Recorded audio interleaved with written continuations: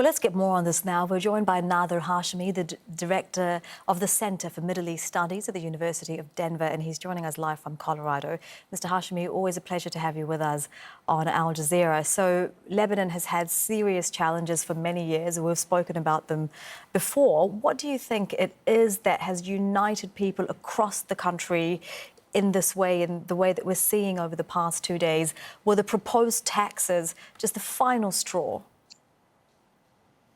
Well, I think it's just a convergence of deep-seated, long-standing issues that are both political in terms of a corrupt political elite that has its own patronage system that really caters to protecting a narrow group of ruling elites who don't represent, I think, the aspirations and the wishes and the frustrations of many Lebanese, but also economic, fundamentally. You know, as your reporter mentioned, Lebanon has one of the highest, debt problems or debt levels compared to any other country in the international system. I think it ranks 3 in the world. So there's deep-seated frustrations, and then there's a lot of regional conflict. About 1.5 million Syrian refugees are there. So these problems have been building for a very long time, and I think this recent demand to tax the WhatsApp cell phone application was just the straw that broke the camel's back. And given that the problems are so deeply embedded, and so is the patronage system that you're talking about, how likely is it that, the protests that we're seeing here could result in, meaningful change to the political system that the protesters are calling for? Well, there's no easy solution to these problems that are both, deeply political, rooted in a, corrupt sectarian political system, but also deeply economic. So it's not like you can, flick on a light switch and the problems will be fixed. Or you can simply remove the head of state or the head of government and things will be better. This would require sort of a lot of transformations, both of the political system and the economic system.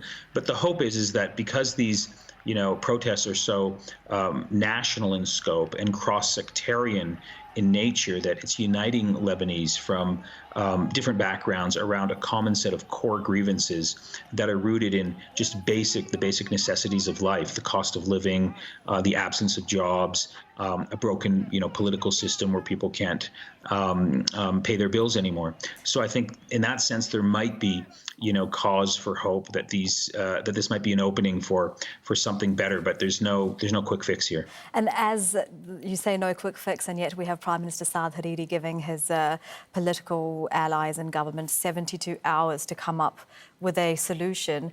What is it that they can offer the Lebanese people that would be acceptable to them? Well, it's not clear. I think they'll probably offer some, superficial transformations or changes. One thing that they've already offered is that they've repealed this proposal to tax the WhatsApp application. So that will, I think, is an indication, I think, of where the government is sort of headed with respect to solutions.